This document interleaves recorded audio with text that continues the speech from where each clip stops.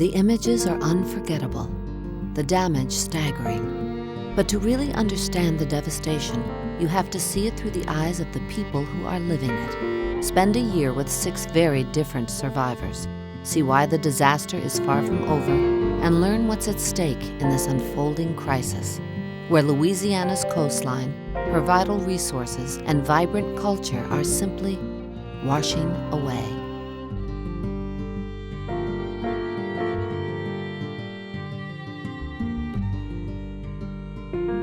This program is funded in part by the Foundation for Excellence in Louisiana Public Broadcasting and by the John and Virginia Nolan Fund of the Baton Rouge Area Foundation. A bounty of resources for generations. This place is the gift of natural forces. But those same forces, combined with man's attempt to control them, have left it vulnerable. Now, this delicate region is rapidly changing, and the scars left by the disintegrating landscape become more visible with each passing storm. The hurricanes that battered Louisiana in 2005 were not unique in their path or their strength. Other storms in years past did far less damage. This time, a fragile coast could not protect itself. 120 miles of coastline lost to open water, 780,000 displaced in Louisiana, 200,000 homes destroyed. And when statistics fail to capture the scale of the destruction, you have to focus on the individual losses, the human toll. Only then can you begin to grasp the enormity of this still unfolding tragedy.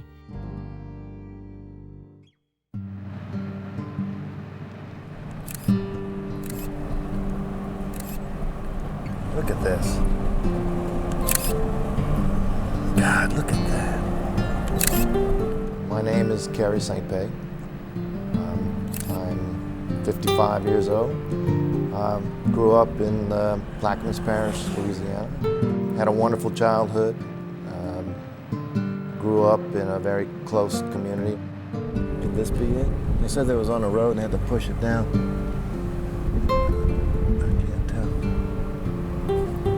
The next lane is our whole lot. My dad and I built this foundation for the house. We did the piping with galvanized pipe. This is remnants of leftover pipe we had.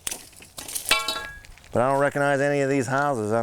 These are different houses. They don't belong here. But I can't believe, I don't even know where our house is. It's just gone. Impact of the storm has scattered everyone. You don't know how to reach people. We're all very, very close. We grew up with each other as far back as I can remember. I mean, I knew these people. And I went to school with Danny Delahousie. I lived right next door to him. It's been a real emotional thing to see so much hardship caused by these hurricanes. Places that we all grew up in, an idyllic childhood, just almost wiped off the face of the earth, and all those memories. We have to understand that we've lost so much of our wetlands that our communities are completely vulnerable. The wetlands we lost, the acres that we've lost within the last 30 years absolutely made a change. The acres we lost in the last 10 years made a big difference. We had severe hurricanes. Hurricane Betsy was always the one we always talked about. We weathered that pretty well. Years later, we weathered Camille pretty well. And as we've lost these wetlands and the barrier islands, we very definitely have seen that we can no longer weather the storms we once weathered. In fact, we've degraded to the point where even periods of sustained southerly winds are now flooding our roads, storms that don't even have names, flooding communities. All of us, everybody here, feels this emotional drain right now. And it's one of the things that just drives me. I mean, I feel like I am, whether I want it to be or not, I find myself as being an advocate for the hopes and dreams of thousands of people. And it's my obligation to become more vocal now. We live here. And the sense of urgency is felt most here by those of us who live here. And everywhere I go now, people ask, Kerry, are they going to listen? Are they going to listen? And I respond. I can't say they're going to listen, but I can tell you that they will hear me.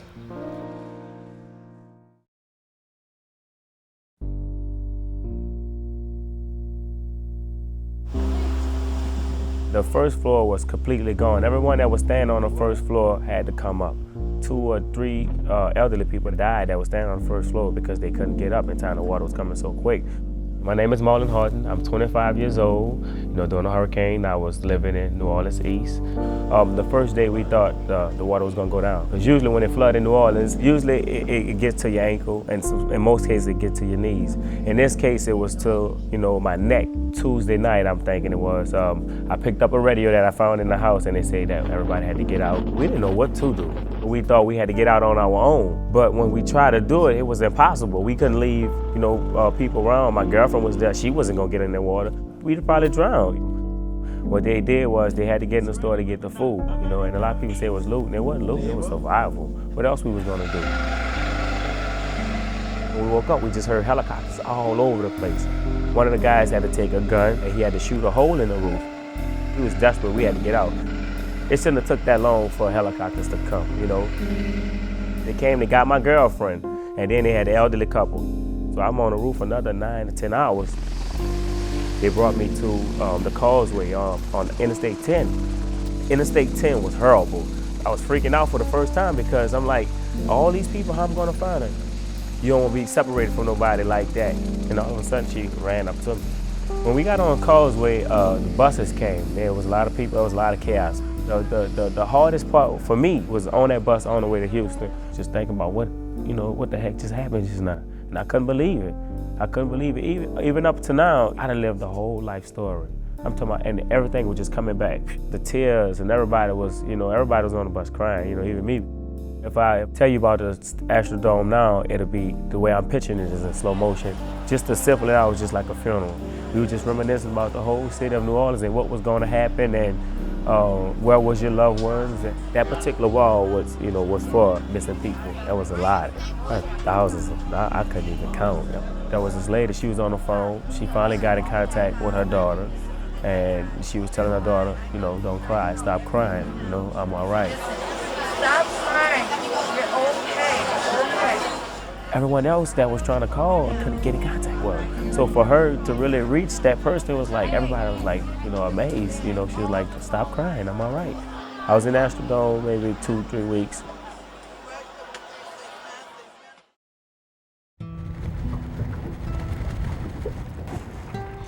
The water didn't get here probably until around 5 o'clock in the morning.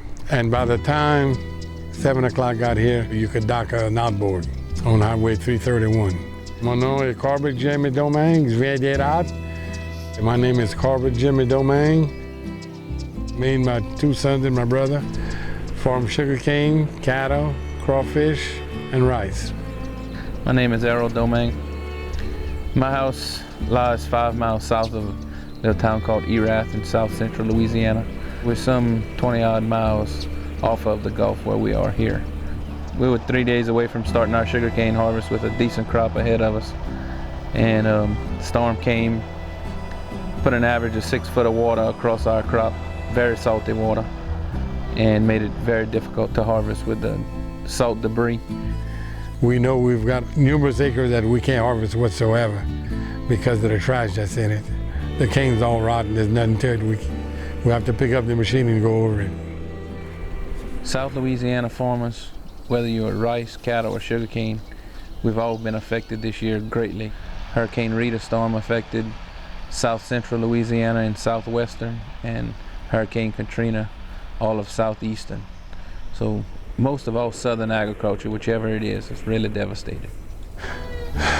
Our main concern right now in the finance department is where we're going to get enough money to pay our bills for this year.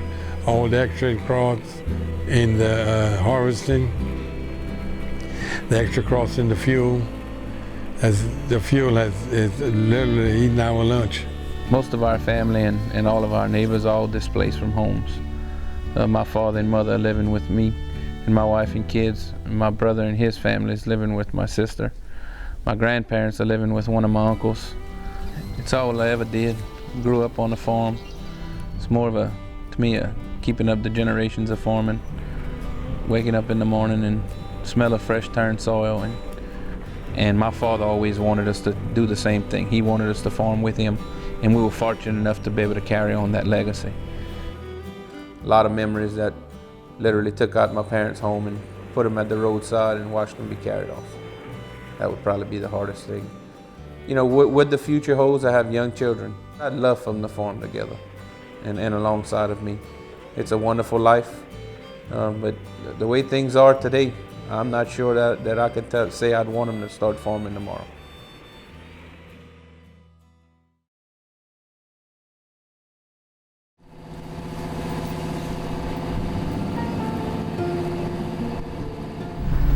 Say most people think I'm crazy.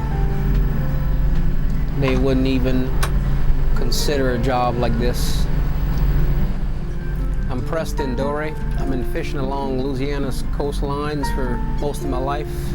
I had a seafood market and a restaurant and a lounge in Delcambre till Hurricane Rita passed. Hurricane Rita pretty much demolished what we had. Well, we still have the boat left. Hurricane Rita hit, I guess about 80 miles, 90 miles west of here in Cameron.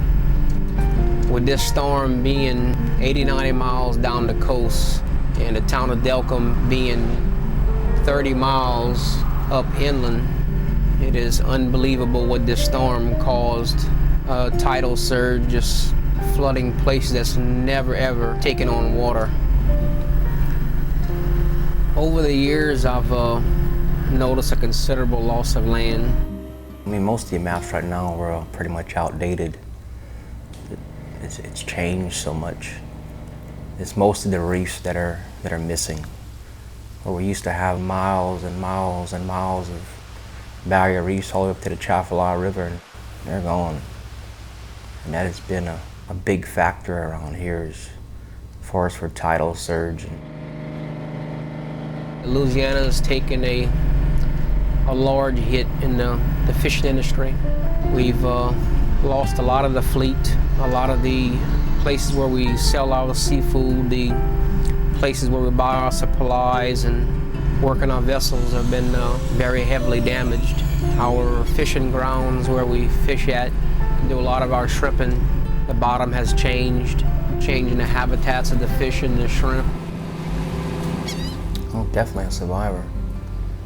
I mean, I started the shrimping industry with a little 14-foot boat and worked my way up. Now at a 70-foot. Took a lot of dedication and hard work to get up to that.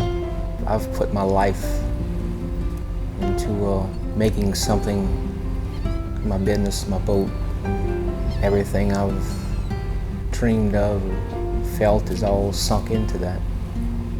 And to see something take it away, it's hard.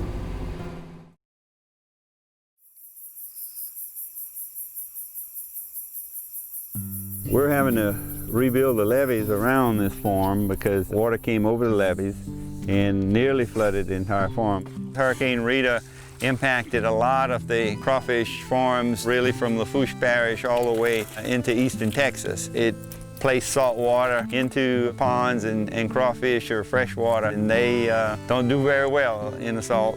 Mon nom est Ted Falgout. I'm Ted Falgout. I live in Lafourche Parish in Larose, Louisiana. My family and I have an alligator business. We grow alligators commercially, and that's a very important species that indicates how coastal issues are unfolding. Every year we have to fly to marsh in those areas where we're allocated to harvest eggs. So while flying, you get to observe what has changed from the year before. And as you see more and more open water, and as the salt water encroaches, alligators only lay in areas of fresh water. And the area available for these alligators to lay eggs and thrive is being reduced. And that certainly is obvious. Few people understand that the situation we're in now is that it's a degrading system, it's collapsing. Well, we did sustain considerable damage, probably about $50 million of damage when you look at private and public facilities in the port. I'm director of Port Fourchon, the state's southernmost port sitting on the Gulf of Mexico. On any given day, Port Fourchon plays some significant role in furnishing this country 16 to 18% of its total oil supply. As the Gulf of Mexico produces almost 30% of the nation's domestic oil, Loop, the Louisiana offshore oil port, handles about 13% of the nation's foreign oil. So all that comes in through this state. Clearly, because we are on the Gulf, the land loss issue is not so significant to the port itself. Now, the interior area, our highway infrastructure, our support is severely impacted by coastal land loss in that we have an on-the-ground 17-mile stretch of highways to Port Fourchon that is barely above sea level. I mean, this highway 50 years ago was well protected by marsh on both sides, and we didn't see nearly the damage that occurs now from just small storms. Just tropical systems now put the road underwater.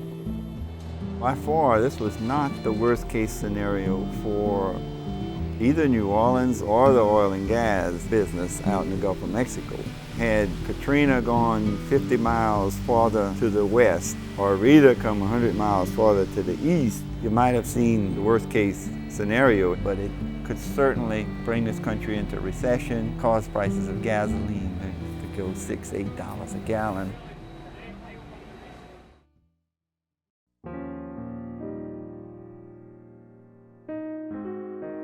All righty. Oh my gosh, look at this mess.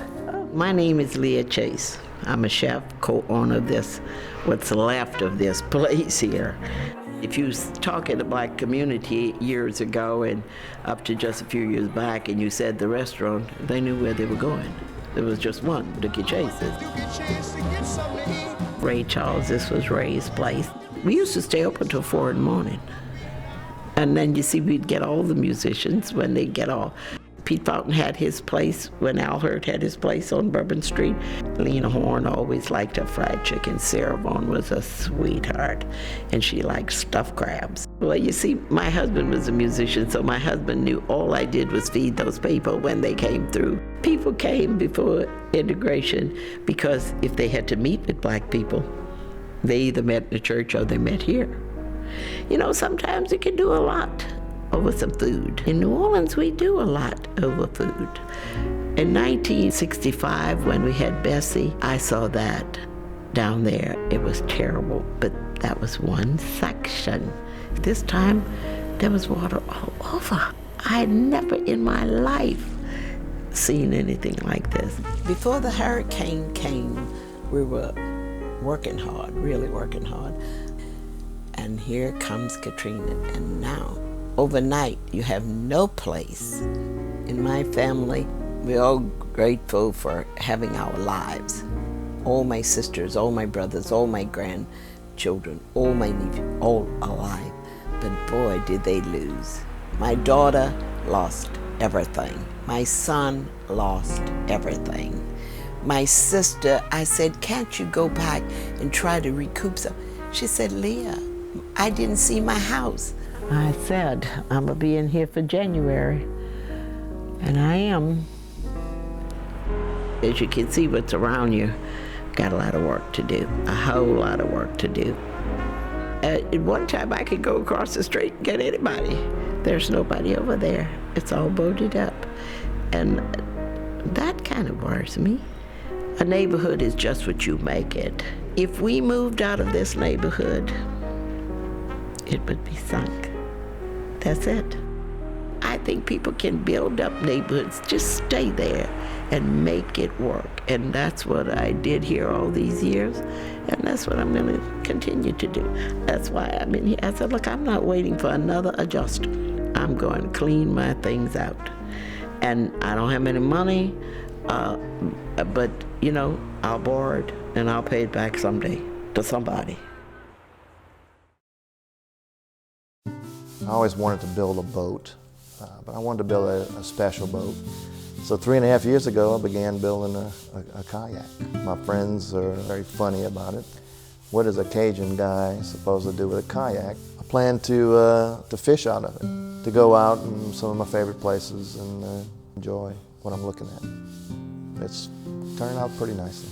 Growing up in Port Sulphur, you always wanted a bicycle, but you really wanted a boat. There was a particular place it took us a while to get to because we had such a small boat. It was an island of trees jutting up in the middle of the marsh, and it was filled with old historic oaks, and, draping with moss, and it was filled with birds. And it was a great place, and it's just totally gone now. It's sunk. It's open water now. For the last 30 years, I've worked in the environmental field. The last 10, I've been director of the Barataria Terrebonne National Estuary Program. The Barataria Terrebonne system, that area between the Mississippi River and the Atchafalaya River, is the fastest disappearing landmass on Earth. Unparalleled amount of wetland loss. That is the central issue that we must get a hold of. We need a place. Without the wetlands, we no longer have the place. We are sinking. The whole system is sinking. That includes the marshes, but it also includes the communities, the roads, the levees. The whole platform is sinking. It's just that the sediments that overtopped the banks before we had levees offset the sinking. We've cut canals, navigation canals, oil and gas canals, so we can get now hurricane storm surges that move far up into the system, into freshwater areas, and we get marsh die-off, swamp die-off, habitat loss. And now you have these storm surges hitting directly on hurricane protection systems that were built with healthy wetlands behind them. They were not built to endure storm surges without the wetlands. There have been a lot of us that have understood that we were completely vulnerable to hurricanes at a level unprecedented in our history. But it's not too late. We can still turn the tide on this whole wetland loss issue. We can restore it to a level that enables us to continue living here. Clearly, we need sediments. We need to look where the sediments are. We still are dredging at least 70 million cubic yards a year out of the Mississippi River. Currently, most of the sediment is discharged off the end of the continental shelf. It's completely wasted. We can harvest that. If we're going to dredge it, we can pump it through pipes into the shallow open water areas. Long distance transport of sediments is done all over the world. This is well within our technological abilities. This will work. It's not the only strategy in the toolbox, but we still need shoreline protections. We still need small-scale water diversions from the Mississippi River. Still need vegetative replantings. We need to rebuild the Barrier Islands. This is a strategy that fits within our own plan. I just feel this load, this weight on my shoulders to make people understand. You know, we don't have decades to wait. We have to restore this system. Otherwise, we're going to see absolute tragic loss of a way of life that is nowhere else on Earth.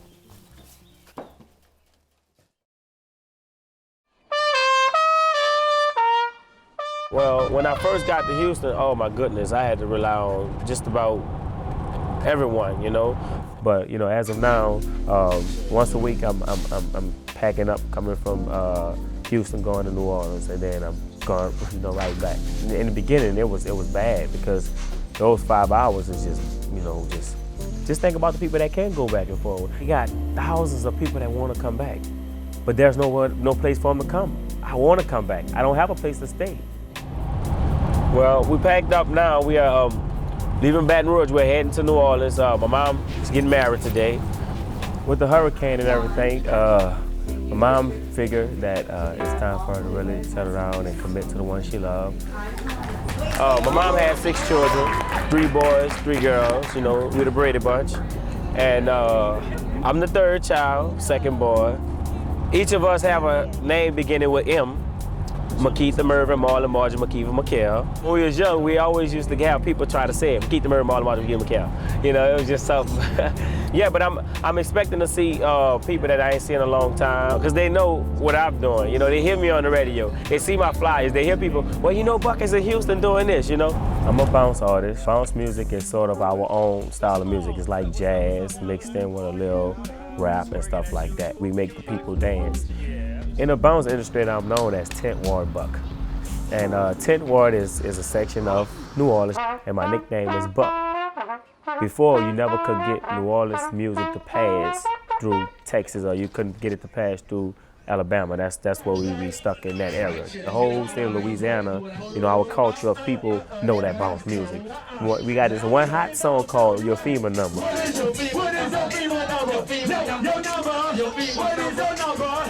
Oh, that is the song right now. It's so hilarious, so funny. It's like, if something's gonna happen and we trying to make the best out of it, why not make the best out of it? Since the hurricane, it allowed me to be exposed to the world more, believe it or not.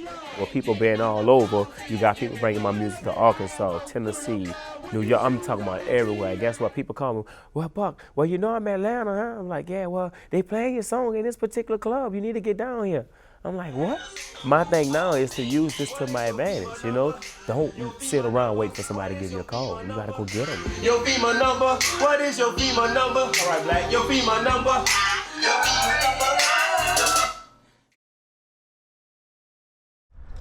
As far as physical properties, I'm sure it could have been worse. We did salvage portions of our crops with 40 to 50% losses across the production of our farm. It's a stressful time, it's a day-to-day time. It's not a time for arguing, it's just a time for putting your head down, go to work, and you do what it takes.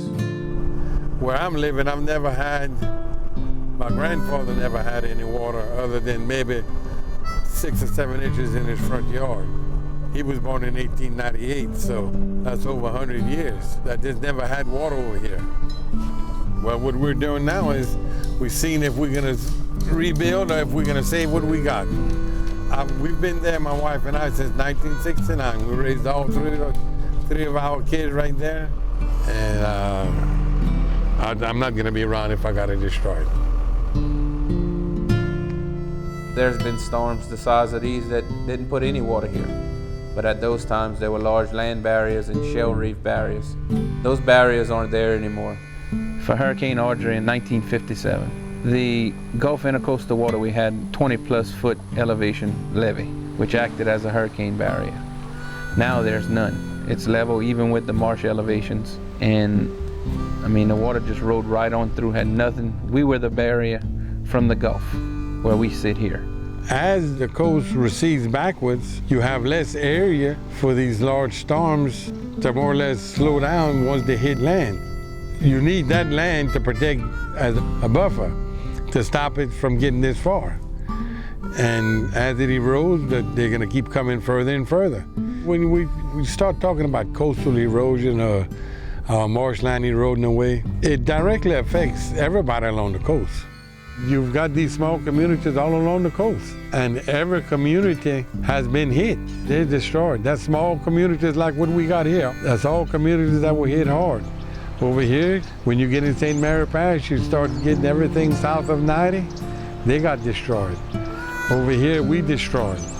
You go down toward a little bit further to the west, you got places like Esther, Falgout Island, Fourchon Island, Grand Chenier, Cameron. There's no such thing as that anymore. Rode a lot of storms out over here.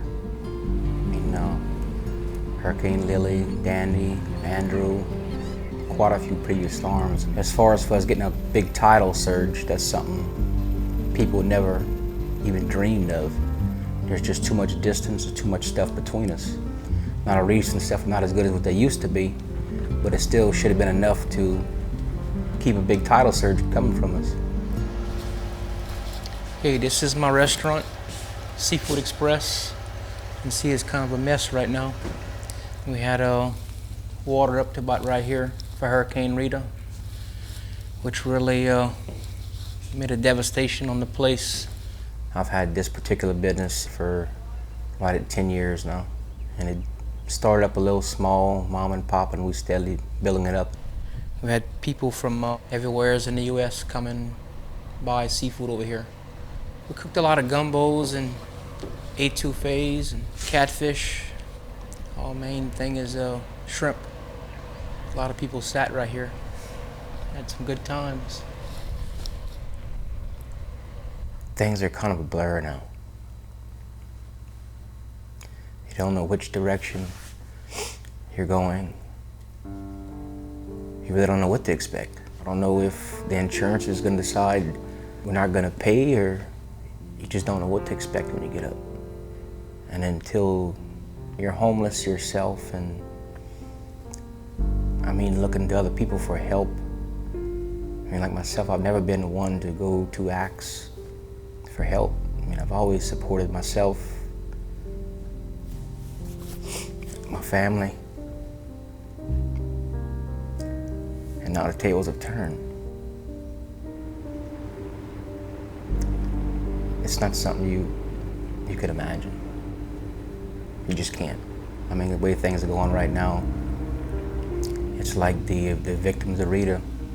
There's very little assistance for them, and the town will never recoup on its own. It's just too badly devastated. I mean, people are already moving on, talking about not coming back. Come on, Coco. Let's go. Come on. You can tell I have this Cajun accent, and certainly am Cajun. My family, both my wife and I, are born and raised in Lafourche Parish, and our families have been there for generations. My fondest memories are being with my father, trapping and fishing and hunting. That's kind of the Cajun culture that is being threatened. Not only just the uniqueness of New Orleans and what that brings, but when you get really into the bayou country, it's a different lifestyle, and its days perhaps a number. Good dog. Green-winged teal. Thank you, Coco. As we lose our coastline, all of the infrastructure, from highways to pipelines to our ability to live and thrive in those areas, become more vulnerable, more jeopardized. There's over 20,000 miles of transmission pipelines coming in from offshore through the coast of Louisiana, connecting to the entire refining capacity of this country. Certainly, oil field access canals and pipelines have caused significant impact. And it really wasn't until the early 70s, 1974, when Louisiana really got serious about coastal zone management, and I think the impacts were reduced considerably. Many of the older pipelines were built with the understanding that there would be marsh and protection and the environment quite different from what it is today.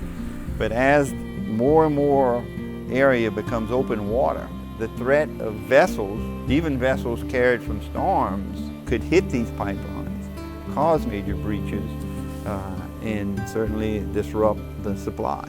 The federal government generates $7.5 billion a year, roughly, on offshore lands throughout the country. And that's second in revenue other than the IRS. Of the $7.5 billion generated in offshore waters, $5 billion of the $7.5 come from offshore Louisiana. It's huge, the amount of money that is coming to the federal treasury from offshore of Louisiana, that the state of Louisiana carries the burden of infrastructure, of the 1,000 trucks a day that come into the port, the 200 vessels, and all these things. They have these economic benefits, but they have these impacts.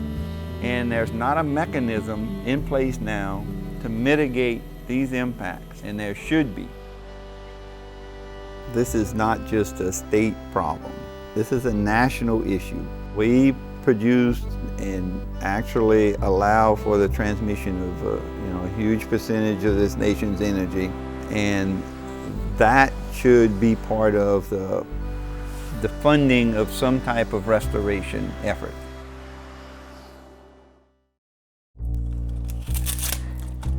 Give me that other sausage over there, Steph.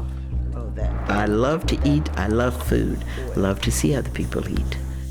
You really eat your way through hard times and through difficult times. Food is a comfort thing for me. And I think for the people in New Orleans, I can be comforted with a bowl of gumbo, which is my big comfort food, a good bowl of gumbo.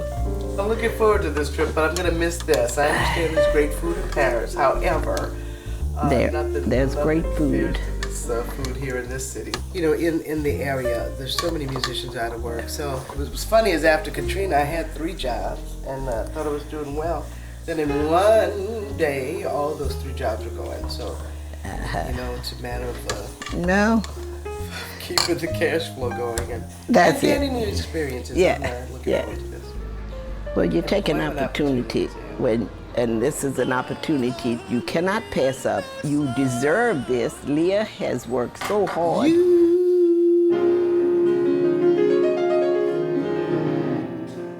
I just love words. That's why I'm a little bit worried about this French deal, because I don't speak a word of that language. And so I'm gonna be, and to feeling, and they're going, hey, huh, what? Anyway, so let's just hope they get it, all right? Ready? You're just too marvelous for words. I hope she comes back home. I hope she doesn't stay. Sometimes people go and they stay. Well, that's okay too, then maybe we'll go visit her in Paris. Words that say enough, tell. We've been in this trailer now about a month. I've been staying here a little bit more because I want to get things done. And then you get tired of going from here to Baton Rouge, fighting the traffic every day. Now the frightening thing is you don't know when it's all gonna end. You get up every day, you say, oh God, it's another day. When is this gonna end? So I'm here trying to survive this mess, whatever it is. You always say, well, I'm gonna do this, I'm gonna do that. And then when you come and look at it, oh goodness. So January got out. Then you say, maybe I'll go for February. Then you come and you say, oh Lord, no. So, you know, I've given up now, whatever. You know, my husband doesn't like to say that. He gets angry with you. But, you know, if I can do it for March, good. As long as I keep my health, I can work and get it done. And I'm anxious to get back in my kitchen. Want to get back to my gumbo pot, if you will.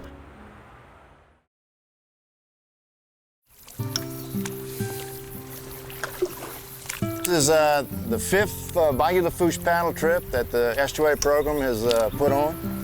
And we have people from Chicago, people from Connecticut, Houston, Corpus Christi, Massachusetts. We have people from all over. We do this really to kind of showcase our culture. You like a shake with me, Mel? I'm not ready. You ever put the alligator in here? And this is really what we're trying to illustrate. You know, the loss of the physical system, the marshes. This is what we would lose. We would lose the things that keep these people here. Man, where you going with this, man? We're going up the street? What are we going to do? We're going to go up here or over there? No, unless you want to go for a ride. You want to go for a ride? You know, I'm taking a lot of ribbon for not having my kayak ready. I've been working on it for 3 years. These paddlers, they've been with us each year. And keep telling them it's going to be ready, and for sure I thought it was going to be ready this time. Hey, next year it's going to happen. He's doing a hell of a job, I have to admit. It is a beautiful boat, and it is very impressive the work that he's doing on it. Hurricanes came, and we've been so busy I haven't had a time to really work on it, so I think I'm going to shoot for the next paddle trip.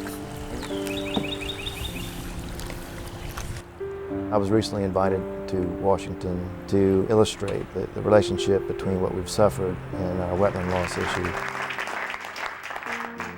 Why are we receiving these storm surge impacts? No wetlands. The wetlands are gone. If we don't succeed now, then I'm afraid it's going to be too late. We're telling our story. We have a story to tell. It has to get out to the nation. People are coming in my office literally crying. These are lifelong residents for generations in our lower part of our coastal regions, just crying because they've just learned that the insurance rates are going to be so high that they won't be able to afford to live there. People do not understand what our condition is. They think that we moved into areas that we should never have lived in. They don't understand that for decades we lived in these areas and we were not susceptible to the level of flooding we are now. It's because the landscape around us has collapsed while we are living here. That has made us vulnerable. That's the message that I've been trying to throw out to the rest of the nation and the world. It's like, ever since New Orleans, I ain't eat gumbo. But last week I finally got it. I found somebody that sells it in Houston. And when I got it, it was like, that's what I'm talking about. Houston, I mean, I'm loving it. A lot of people love it, believe it or not. It's just that there's no place like home, but once you get used to it, it's like you sort of settle down, you know? The studios now is in Houston. You can let it play loud too. Started? Yeah, right. You know, I do my music in Houston. That way I can reach out to the people that's in Houston, the people in Mississippi, the people in Louisiana. So I gotta do what I gotta do to get my business going, you know? So as far as if I gotta travel, I'll do it. You know, I had a car with 30,000 miles, now I got 130,000 miles on it. I went back to New Orleans, I was loving it, you know, because we went back for Carnival. It was like, whoa.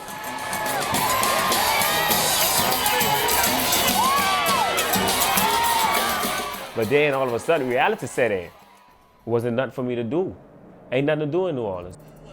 A lot of people just don't want to go through it again. It's a lot, you know. And I'm on the show, they probably gonna start over where they at now. So you got some people that have the New Orleans pride, that have self-pride, and just like, you know, I'm determined I'm gonna go back, and you know, I'm gonna do it, I'm gonna make it work, you know. We got the beat, welcome back to Houston, boy, here. You know, Houston is where I need to be. We got the new CD called The Dream Team, and it's real hot, it's blazing.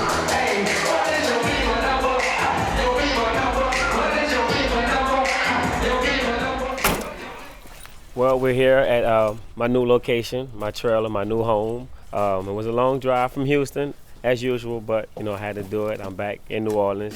Without a doubt, this is home. This is the place I was born. This is the place where I'll be when it's all said and done. If I can live 300 years, I'll be here 300 years. But you know, as for home is home. Ain't no place like home.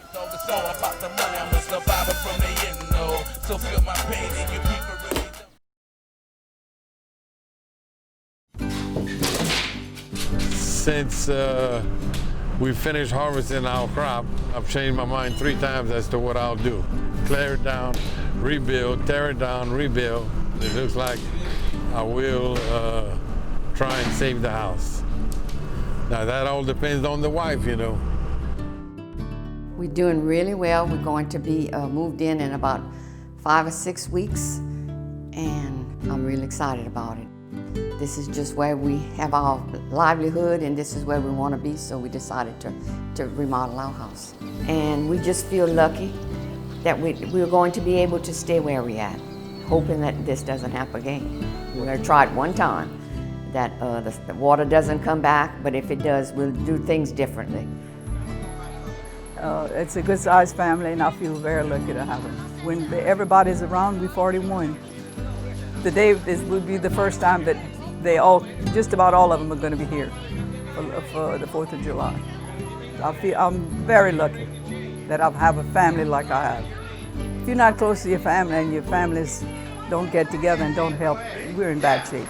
Name of the Father, the Son, and the Holy Spirit, amen. Lord, these I gifts we're about to receive from thy bounty, Christ our Lord, amen. Bless the cook. God bless the cook. No hurricane, but a little bit of rain. And fried chicken. No hurricane, but a little bit of rain. It's a day-to-day process, one day at a time. Everybody's holding on. Everybody does their part in rebuilding. Patience is a big virtue here. We're going to farm again. We're going to move forward. We'll do whatever it takes to keep going. With good crops in the future, yes, any mountain can be climbed. It just takes small steps to do it. Life goes on. Life will go on. You were beautiful. Future held a promise as sweet as sugar cane. And I gave you my heart. You gave me yourself. So c'est bon. Cried the hurricane.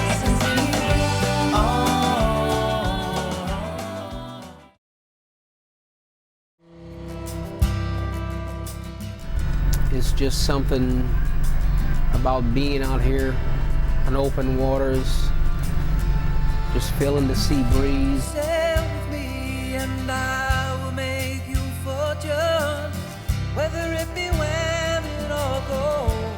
It's something that's kind of bred into you. It's not for everyone, that's for sure.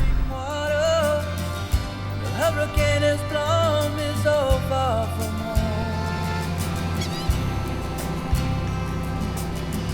We're still kind of sitting in limbo waiting for insurance to pay. The insurance's estimate is way different from the contractor's estimates I've turned in. I've turned in four $400,000 estimates, and their estimate is $70,000. But when you have something you worked for all your life, you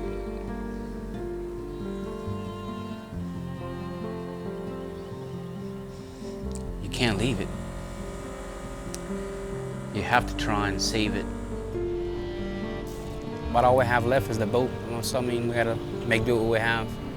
As far as for the shrimp, the opening season looked good. It's just the price of everything is so high, it hardly doesn't justify. The price of fuel is the highest it's ever been since my career of shrimping, and the price of the shrimp is at its lowest.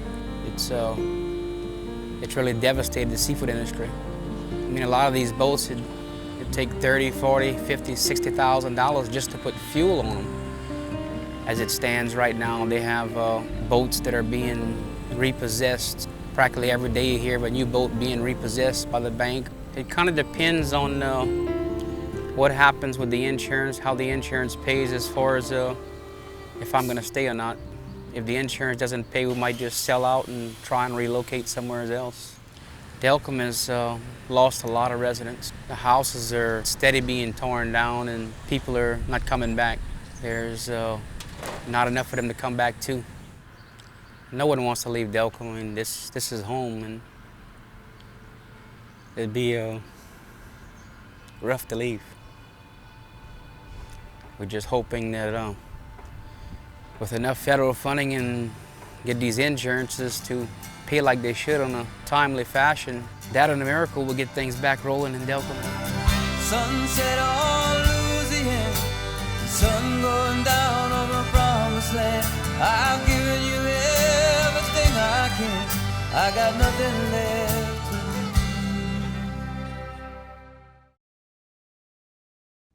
I like to say we were doing coastal restoration before it became cool to do coastal restoration. Being on the Gulf of Mexico, we have long acted in ways that built some protection around our port. We won't study something for 10 years.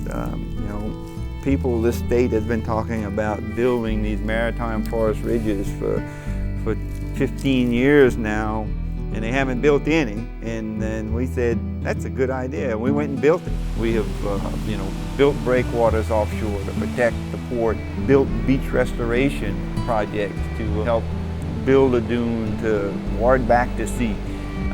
We've filled in pipeline canals in the vicinity of the port. We're now doing mitigation on the north side that will build additional marsh that will help protect that area, and we've seen already the benefits of doing that.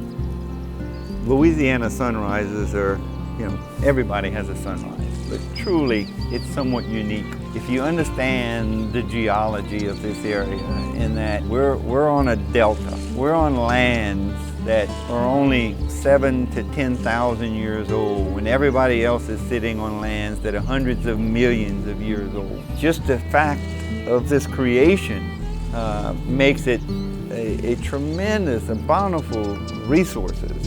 And to see the millions of ducks and world-class recreational and commercial fishing, and to be able to partake in that and be part of it, I think gives this appreciation of the place that you live, and makes you love it. As I grow older, my favorite things change. I now seeing the sunrise and a crisp morning is just something I appreciate a lot more. Just being part of something you love, something that you have been involved in, and also knowing that it might not be there for the next generation.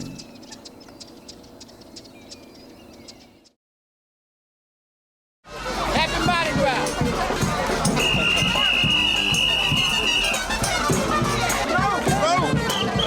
Thank you for returning to New Orleans. Love you, honey. Wow. It takes a lot of faith to deal with something like this. You have to always hope that tomorrow's better. Tomorrow's better.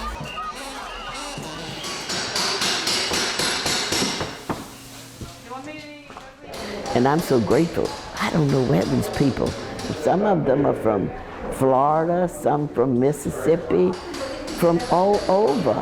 You know, they just come in. It's important to keep you guys alive. I think I got a job to do, you know, so I need to be up and running, you know, because I have to get this neighborhood back, man. They don't have anything in the neighborhood. Yeah, when we were over at Miss Nothing. Seaton's, people were driving by saying, I want you to get it back. I come over here in the morning and try to do what I can do. And then I see these people that some I don't even know that will come and, I mean, it shows you that people in this country are willing to help one another. They know what it means to help each other to get back on your feet. Leah Chase is one of those special people that when you meet her, you know that you've never met anybody like her. She is what New Orleans cuisine is supposed to be: pride, passion, friendship, family, survival. Out of everything bad, you know, something good comes. For me, it made me appreciate my family, it made me appreciate people around me. So that's good. You have people around you that can help you, and that's more than anything you have. I don't see it. Hey! Welcome back home, girl. Welcome home, girl. Welcome, Mother. I'm happy to be back. Oh yeah, I'm happy you're back. Thank y'all for coming. Jazz Fest, I know she was glad to be back for that. Miss Leah Chase. She really, everybody wants to be a part of Jazz Fest. It's just something that draws you back. Old-time favorite tunes. I did it last year, and it's so perfect in many ways for this year. It's called Laughing at Life. It's my new philosophy. I laugh at every blessed thing. I'm living in a trail of what could be more funny than that.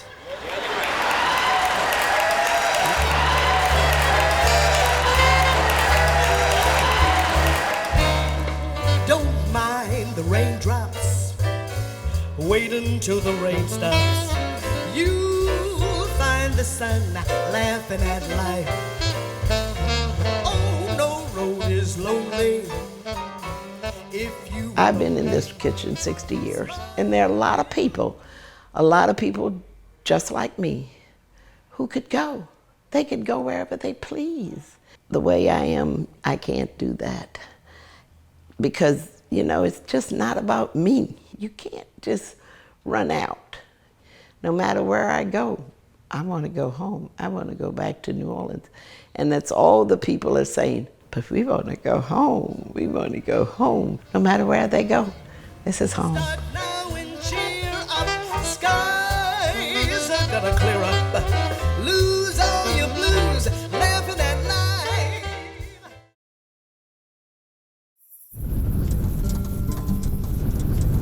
There's some good sized trees in there. Look at that big stump. Here's our old chenier, all dead. This is the ridge that I played on as a kid. Used to come out here in a small aluminum flatboat. And this was a living forest of live oak trees predominantly. A lot of palmettos, and we used to use those palmettos to, you know, to build a little lean-to to get out of the rain. Actually, we used to pray for it to rain so we could do that.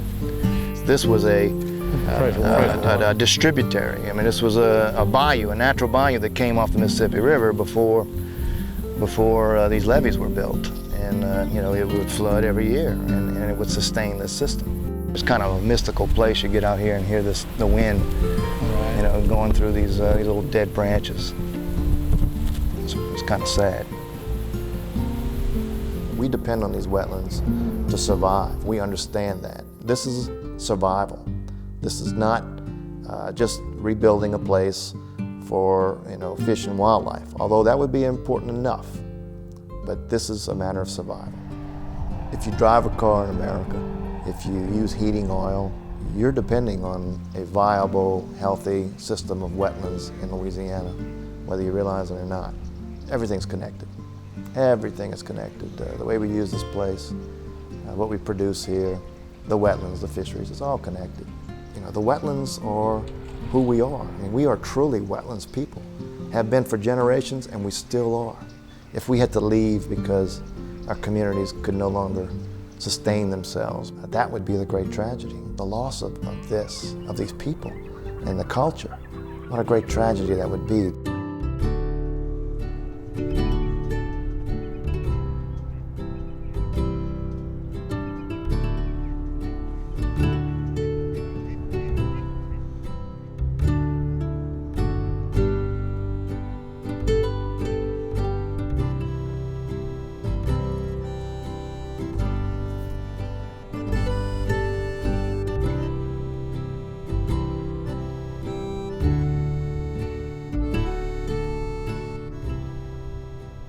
This program is funded in part by the Foundation for Excellence in Louisiana Public Broadcasting and by the John and Virginia Nolan Fund of the Baton Rouge Area Foundation.